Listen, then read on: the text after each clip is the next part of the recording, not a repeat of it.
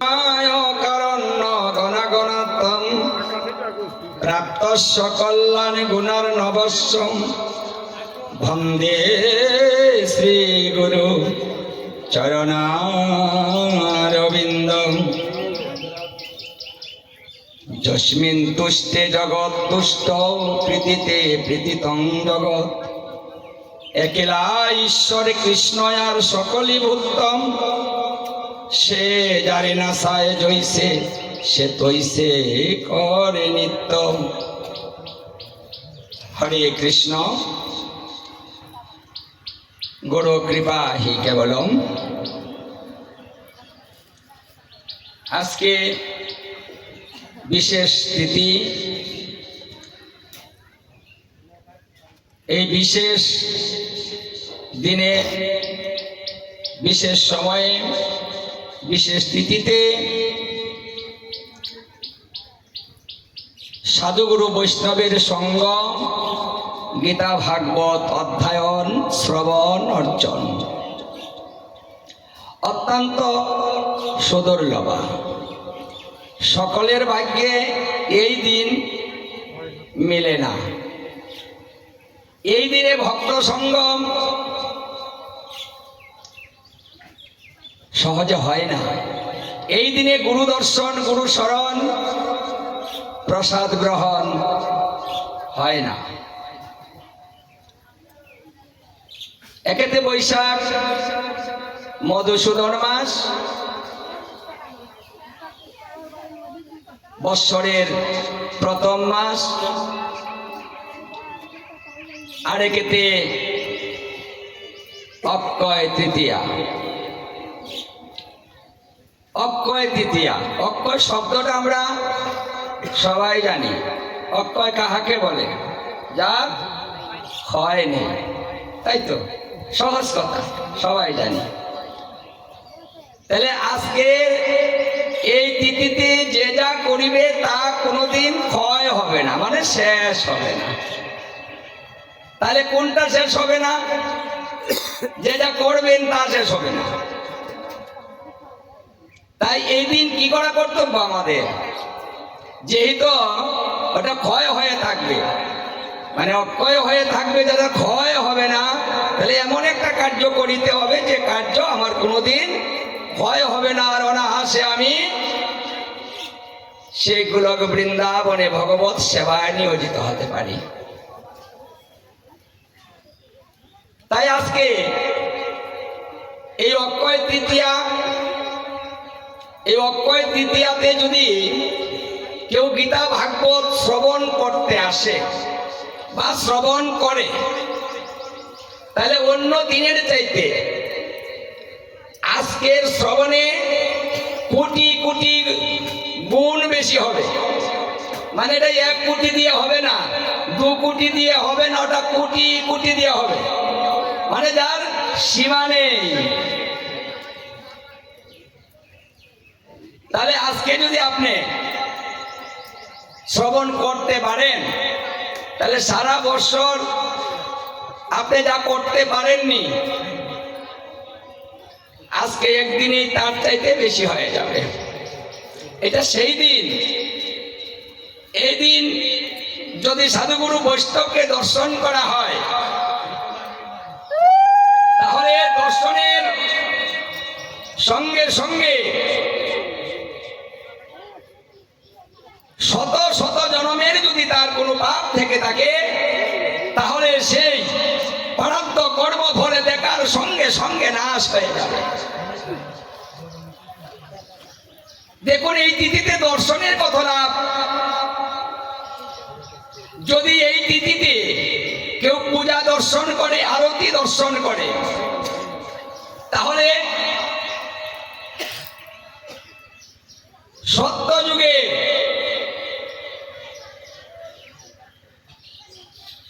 যারা হাজার হাজার বৎসর তপস্যা করত, সেই তপস্যা করিলে যা হতো, আজকের এই পূজা দর্শন আরতি দর্শনই তা হয়ে থাকে। আজকের সেই দিন, সেই তিথি, যে তিথিতে সত্যযুগ মানে যুগের প্রারম্ভ। আমাদের 4টা যুগ ছিল। এই অক্ষয় তৃতীয়াতেই ত্রেতা যুগের সূচনা হয়েছিল। এই অক্ষয় তৃতীয়াতে পরশুরাম ষষ্ঠ অবতার, আরে কারণ দাও পালন করতে হয়। এই তিথিতে কখনোই কারো চিন্তা করা যাবে না, কোনো সংসারের চিন্তা করা যাবে না, কোনো এই মাইক জগতের চিন্তা থেকে বেরিয়ে আসতে হবে।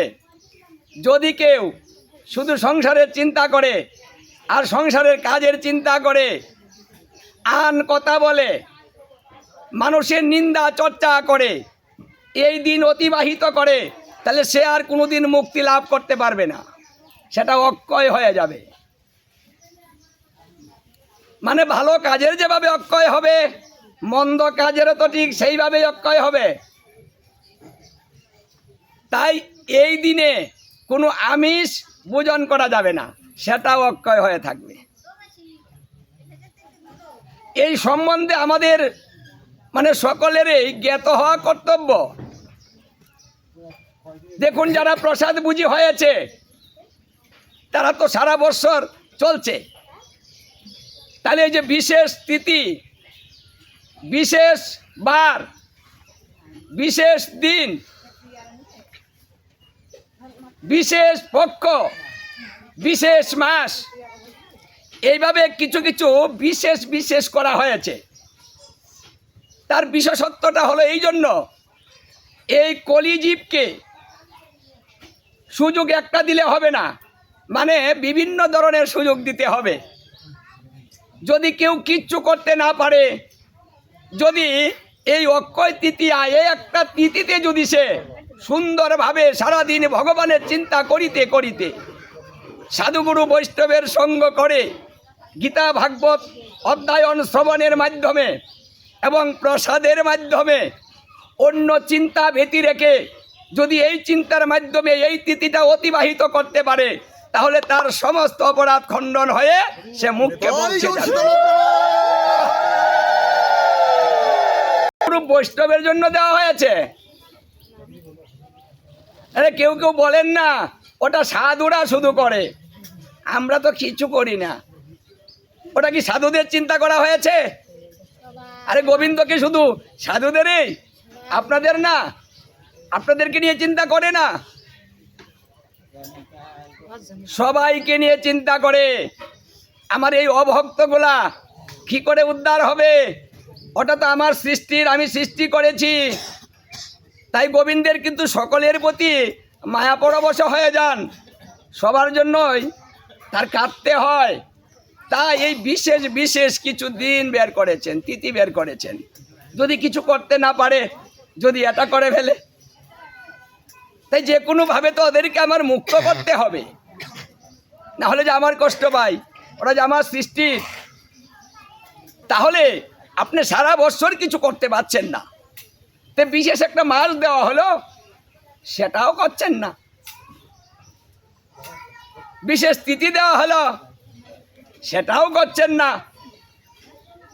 তাহলে আর শুধু খালি বলবেন হে গোবিন্দ তুমি আমাকে শান্তি দাও, সংসারটা ভালো করে দাও, ব্যবসাটা সুন্দর করে দাও, ছেলে মেয়ের চাকরি দিয়ে দাও, আমার স্বামীটার দেহটা ভালো করে দাও, মানে আমাকে তুমি সব কিছু করে দাও, মানে আমি তোমাকে কিচ্ছু করব না, আমি কিচ্ছু দিব না, তোমার কোনো কথা মানবো না। বাহ, মানে আমি কিচ্ছু করব না, কথা মানবো না, আর উনি দিয়েই যাবেন?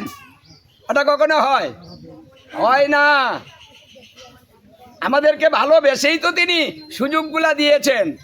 কে সত্য যুগে তো সুযোগগুলা দেওয়া হয়নি, ত্রেতা যুগে তো এই সুযোগগুলা দেওয়া হয়নি। এমন বিশেষ তিথি বের করে একটা তিথি পালন করিলেই জীব মুক্তি লাভ করে ফেলবে, সমস্ত অপরাধ থেকে মুক্ত হয়ে যাবে, এই কথাটা বলা হয়নি। তাহলে এই কথাটা বলা হয়েছে কখন? এই কলিতে। আবার দেখুন, প্রত্যেকটা কলিতে বলা হয়নি। এই কলি আর প্রত্যেক কলি এক কলি না। এই কলি ব্রহ্মার একদিনে একবার, এই সুযোগটা একবার, একদিনে একবার। সুযোগ বারবার আসে না, একদিনে একবার। কার দিন? মানে ব্রহ্মার দিন। তাহলে ব্রহ্মার দিন কত দিনে হয়? আমাদের 432 কোটি বৎসরে ব্রহ্মার একটা দিন হয়। তাহলে সুযোগটা এই 432 কোটি বৎসরের মধ্যে একবার। তাহলে প্রত্যেক কলিতে না, একটা কলি বেছে নেওয়া হয়েছে। সেটা কোন কলি? এই 432 কোটি বৎসর যখন অর্ধেক হবে, তাহলে অর্ধেক হলে কত হবে? 216 কোটি বৎসর। ব্রহ্মার একটা দিনে 14টা মনন্তর হবে। এই 14টা মনন্তরের অর্ধেক সপ্তম মনন্তর, মানে 7টা মনন্তর। যখন এই সপ্তম মনন্তর আসবে অর্ধেক, সেই দেখুন একটা মনন্তরের কাল, সময়সীমা অনেক। সত্যযুগ 17,28,000 বৎসর, ত্রেতা যুগ 12,96,000 বৎসর, দাপর যুগ 8,64,000 বৎসর, কলিযুগ 4,32,000 বৎসর। তাহলে এই 4টা যুগ 71 বার যদি ঘুরে, প্রত্যেকটা যুগ মানে 71 বার, চতুর্যুগ 71 বার যদি ঘুরে আসে, তাহলে একটা মনন্তরের কাল পূর্ণ হয়। এমনিভাবে 14টা মনন্তর। এখন হিসাব করে দেখুন তো কতদিন। আমরা কেমন কলিতে জন্ম নিয়েছি, কেমন সুযোগটা আমরা পেয়েছি, আমাদের ভাগ্য কত ভালো। তাহলে এই সপ্তম মনন্তরে অষ্টবিংশ চতুর্যুগ যখন আসবে, দাপরে শ্রীকৃষ্ণ এসে লীলাবিলাস করবেন। যে দাপরে কৃষ্ণ লীলাবিলাস করবেন, তারপরের যে কলি, সেই কলিতে রাধা কৃষ্ণ দুই দেহ এক হয়ে গৌরাঙ্গ মহাপ্রভু হবেন।